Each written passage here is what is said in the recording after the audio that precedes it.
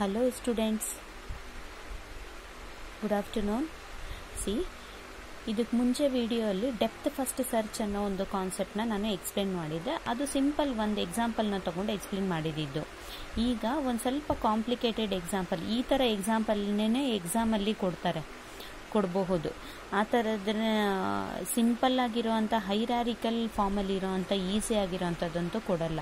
Depth first search ಯಾವ ಥರ move ಆಗುತ್ತೆ, ಯಾವ ಥರ ಟ್ರಾವರ್ಸ್ ಆಗುತ್ತೆ ಅಂತ ನಿಮಗೆ ಚೆನ್ನಾಗಿ ಅರ್ಥ ಆಗಿದೆ ಲಾಸ್ಟ್ ವಿಡಿಯೋಲ್ಲಿ. ಯಾವ ಥರ ಅಂದರೆ ಫಸ್ಟ್ ಲೆಫ್ಟ್ ಚೈಲ್ಡ್ ಹೋಗುತ್ತೆ, ಲೆಫ್ಟ್ ಸೈಡ್ ಕಂಪ್ಲೀಟ್ ಆದಮೇಲೆ ಮತ್ತೆ ಇದು ರೈಟ್ ಸೈಡ್ಗೆ ಬರುತ್ತೆ. ಹೌದಾ? ಈ ಥರ ಇದ್ದಾಗ ಹೌ ಇಟ್ ವಿಲ್ ಟ್ರಾವರ್ಸ್ ಅನ್ನೋದನ್ನು ನಾವು ಫಸ್ಟ್ ನೋಡೋಣ. ವಿಸಿಟೆಡ್ ನೋಟ್ಸ್ ಲಿಸ್ಟಲ್ಲಿ ನಾವು ವಿಸಿಟ್ ಮಾಡಿರೋವಂಥ ನೋಟ್ಸ್ನ ಆ್ಯಡ್ ಮಾಡ್ಕೊತಾ ಹೋಗ್ತೀವಿ. And it will work through the stack principle, that is last in first out principle. ಇದನ್ನು ನಾನು ಲಾಸ್ಟ್ ವಿಡಿಯೋಲಿ ನಿಮಗೆ ಎಕ್ಸ್ಪ್ಲೇನ್ ಮಾಡಿದ್ದೀನಿ. ಪುಷ್ ಅಂದರೆ ಏನು, ಮತ್ತು ಪಾಪ್ ಅಂದರೆ ಏನು, ಮತ್ತು ಟಾಪ್ ಎಲಿಮೆಂಟ್ ಅಂದರೆ ಏನು ಅಂತ. ಹೌದಾ? See, first let's take A as a root ನೋಡು. ಏನ ರೂಟ್ ನೋಡ್ ಅಂತ ತಗೊಂಡಾಗ ಅದು ವಿಸಿಟ್ ಮಾಡ್ತಾ ಇದ್ದೀವಿ ಅಂತ ಅರ್ಥ. So I have to write in a visited node list. So ನಾನು ಇಲ್ಲಿ ಏನು ಮಾಡಬೇಕು? ಪುಷ್ ಏನ ಪುಷ್ ಮಾಡ್ತಾ ಇದ್ದೀನಿ. ಹೌದಾ? Next we have a 2 childrens. ಎಗೆ ಸಿ ಮತ್ತು ಬಿ 2 ಚಿಲ್ಡ್ರನ್ಸ್ ಆಗಿದೆ.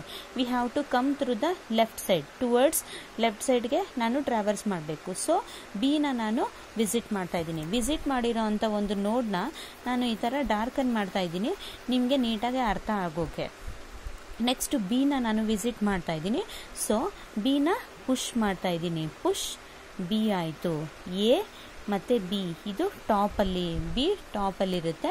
ಸೊ ಆ್ಯಂಡ್ ವಿಸಿಟ್ ಆಗಿರೋದ್ರಿಂದ ಬಿನ ನಾನು ಶೇಡ್ ಮಾಡ್ತಾ ಇದ್ದೀನಿ, ವಿಸಿಟೆಡ್ ನೋಡ್ ಲಿಸ್ಟಲ್ಲಿ ಬರಿತಾ ಇದ್ದೀನಿ.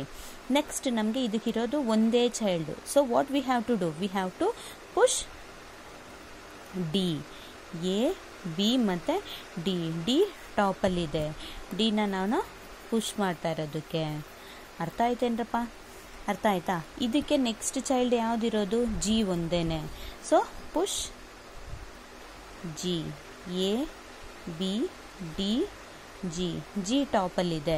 ಅದನ್ನು ವಿಸಿಟ್ ಮಾಡಿರೋದ್ರಿಂದ ಐ ವಿಲ್ ವಿಸಿಟೆಡ್ ನೋಟ್ಸ್ ಲಿಸ್ಟಲ್ಲಿ ಡಿನೂ ಇನ್ನೂ ಆ್ಯಡ್ ಮಾಡಿಲ್ಲ, ಡಿ ಮತ್ತು ಜಿ ಆ್ಯಡ್ ಮಾಡ್ತಾ ಇದ್ದೀನಿ. ಇದಕ್ಕೆ ಇರೋ ಒಂದೇ ಒಂದು ಚೈಲ್ಡು, ದಟ್ ಈಸ್ ಇನ ವಿಸಿಟ್ ಮಾಡ್ತಾ ಇದ್ದೀನಿ. ಸೊ ವಿಸಿಟೆಡ್ ನೋಡ್ ಲಿಸ್ಟಲ್ಲಿ ಬರೆದು we have to push A B D G ಆಯಿತು.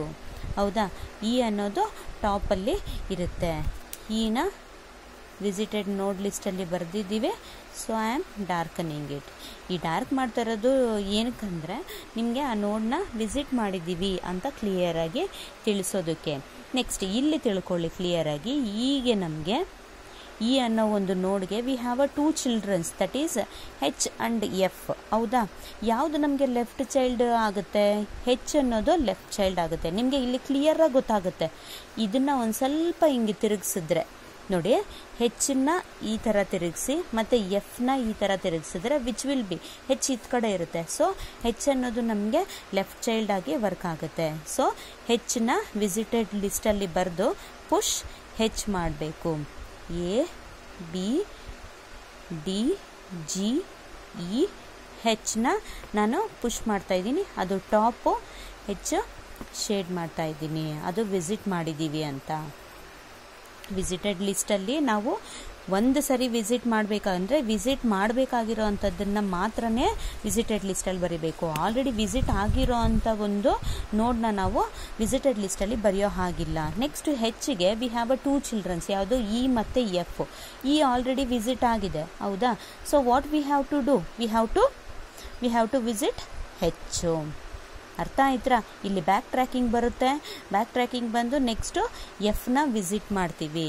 ಎಫ್ ವಿಸಿಟೆಡ್ ಲಿಸ್ಟಲ್ಲಿ ಬರುತ್ತೆ. ನೆಕ್ಸ್ಟು ಪುಷ್ ಎಫ್ ಆಯಿತು. ಅರ್ಥ ಆಯ್ತಾ? ಇಲ್ಲಿ A B D G H F ಈಗ ಟಾಪಲ್ಲಿದೆ. ಎಫ್ ನಾನು ಶೇಡ್ ಮಾಡ್ತಾ ಇದ್ದೀನಿ. ಅರ್ಥ ಆಯ್ತಾ? ಎಫ್ ನಮ್ಗೆ ಇವಾಗ ಎಫ್ಗೆ ಯಾವ್ಯಾವುದು ಚಿಲ್ಡ್ರನ್ಸ್ ಇರೋದು? ಇ ಮತ್ತು ಸಿ. ಇ ಆಲ್ರೆಡಿ ವಿಸಿಟ್ ಆಗಿದೆ, no need to enter in visited list. We have to visit F C we have to visit ಸಿನ ಈಗ ನಾನು ವಿಸಿಟೆಡ್ ಲಿಸ್ಟಲ್ಲಿ ಬರ್ಕೊಂಡೆ. Push C, A B D G E H F C. C ಅನ್ನೋದು ಟಾಪಲ್ಲಿದೆ. C ಅನ್ನೋದನ್ನು ನಾನು ಶೇಡ್ ಮಾಡ್ತಾ ಇದ್ದೀನಿ. ಹೌದಾ? ಅರ್ಥ ಆಯ್ತಾ? ಈಗ ನೆಕ್ಸ್ಟು ಸಿಗೆ ಯಾವುದಾದ್ರೂ ಚಿಲ್ಡ್ರನ್ಸ್ ಇದೆಯಾ? ಸಿಗೆ ಯಾವುದು ಎಲ್ಲ ಚಿಲ್ಡ್ರನ್ಸು ನಾವು ವಿಸಿಟ್ ಮಾಡಿ ಆಗಿದೆ. ವಿಸಿಟ್ ಮಾಡಿ ಆಗಿರೋದ್ರಿಂದ we don't have any childrens. If we don't have any childrens for A node means we have to pop from the stack. ಹೌದಾ? So pop C, A B D G E H F ಇದೆ. ಹೌದಾ? Last element ಯಾವುದು? ಟಾಪಲ್ಲಿ ಯಾವುದಿದೆ? ಎಫ್ಗೆ ಯಾವುದಾದ್ರೂ childrens ಇನ್ನೂ ಮಿಕ್ಕಿದೆಯಾ? No, ಎಲ್ಲ visit ಆಗಿದೆ. ಸೊ ವಿಸಿಟೆಡ್ ಅಂದರೆ ಯಾವುದು ಚಿಲ್ಡ್ರನ್ಸ್ ಇಲ್ಲ, ಅದಕ್ಕೋಸ್ಕರ we have to pop F from the stack. Pop ಆದಮೇಲೆ ಏನಿರುತ್ತೆ? A B D G E H ಇದೆ. ಹೆಚ್ಚು ಟಾಪಲ್ಲಿದೆ. ಅರ್ಥ ಆಯ್ತೇನ್ರಪ್ಪ? ನೆಕ್ಸ್ಟ್ ನಮಗೆ ಸ್ಟ್ಯಾಕಲ್ಲಿ ಏನು ಮಾಡಬೇಕು? ಪಾಪ್ ಆದಮೇಲೆ ಹೆಚ್ಚಿಗೆ ಯಾವ್ಯಾವ ಚಿಲ್ಡ್ರನ್ಸು? ಇ ಮತ್ತು ಎಫ್ ಎರಡೂ ವಿಸಿಟೆಡ್ ಆಗಿದೆ. So we have to pop H from the stack. A B D G E pop ಆದಮೇಲೆ ಇರೋ ಅಂಥ ಸ್ಟ್ಯಾಕ್ ಎಲಿಮೆಂಟ್ಸು. ನೆಕ್ಸ್ಟ್ ಇಗೆ, ಇ ಇಂದ ಎಲಿಮೆಂಟ್ಸೂ ನಮಗೆ ಯಾವುದೂ ಚಿಲ್ಡ್ರನ್ಸ್ ಇಲ್ಲ. So what we have to do? We have to pop from the stack. Pop E, A B D G. G is a last element, top element. ಜಿಗೆ ಯಾವುದಾದ್ರೂ childrens ಇದೆಯಾ ಇನ್ನೂ ವಿಸಿಟ್ ಆಗದಿರೋ ಇರೋವಂಥದ್ದು? ನೋ, ಎಲ್ಲ ಚಿಲ್ಡ್ರನ್ಸು ವಿಸಿಟ್ ಆಗಿದೆ. So what we have to do? Pop G from the stack ಮಾಡಬೇಕು. ಹೌದಾ? Pop G. So remaining elements A B D ಇರುತ್ತೆ ನಮಗೆ. ಹೌದಾ? ನೆಕ್ಸ್ಟು ನಮಗೆ ಡಿಗೆ ಯಾವುದಾದ್ರೂ ಚಿಲ್ಡ್ರನ್ಸ್ ಇದೆಯಾ ನೋಡಬೇಕು. ಡಿಗೆ ಯಾವುದಾದ್ರೂ ಚಿಲ್ಡ್ರನ್ಸ್ ಇದೆಯಾ? ಇಲ್ಲ, ಎಲ್ಲ ವಿಸಿಟ್ ಆಗಿದೆ. ಹೌದಾ? ವಿಸಿಟ್ ಆಗಿರೋದ್ರಿಂದ we have to pop D. A ಮತ್ತು ಬಿ ನಮಗೆ ಉಳ್ಕೊಳ್ಳುತ್ತೆ. ಅದಾದಮೇಲೆ ಬಿಗೂ ಯಾವುದು ಚಿಲ್ಡ್ರನ್ಸ್ ಇಲ್ಲ ಇನ್ನು. So pop B. ಎ ಮಾತ್ರ ಉಳ್ಕೊಳ್ಳುತ್ತೆ. ಹೌದಾ? ಎ ಮಾತ್ರ ಉಳ್ಕೊಳ್ಳುತ್ತೆ. ದೆನ್ ಎಗೂ ಯಾವುದಾದ್ರೂ ಚಿಲ್ಡ್ರನ್ಸ್ ಇದೆಯಾ ನಾವು ನೋಡಬೇಕು. ಎಗೆ ಯಾವುದಾದ್ರೂ ಚಿಲ್ಡ್ರನ್ಸ್ ಇದೆಯಾ? ಇಲ್ಲ. So pop A. Stack empty stack ಅಂದರೆ ಏನರ್ಥ? ಲಾಸ್ಟ್ ವಿಡಿಯೋಲಿ ನಾನು ನಿಮ್ಗೆ ತಿಳಿಸಿದ್ದೀನಿ. ಎಂಟಿ ಸ್ಟ್ಯಾಕ್ ಅಂದರೆ ಇನ್ನೇನಲ್ಲ, all the nodes have been visited. So traversing ಯಾವ ಥರ ನಾವು ಟ್ರಾವರ್ಸ್ ಮಾಡ್ತಾ ಇದ್ದೀವಿ? A B D E H F C, A B D G E H F C.